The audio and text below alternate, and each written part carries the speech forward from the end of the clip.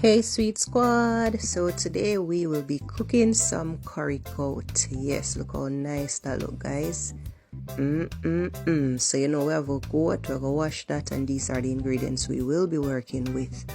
Yes, so we're gonna pour in with pimento, put in with powder seasoning, and yes, we will be chopping up some of these and then we pour it in as well, mix that up.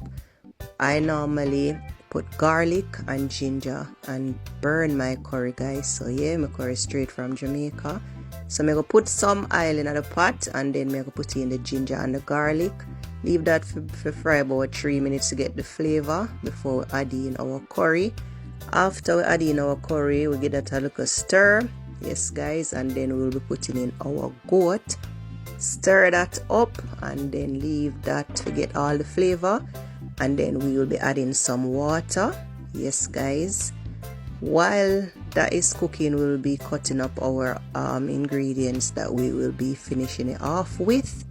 Yes, you don't know, I'll cook some white rice as well. Yeah, throwing them there and then leave that to go and simmer.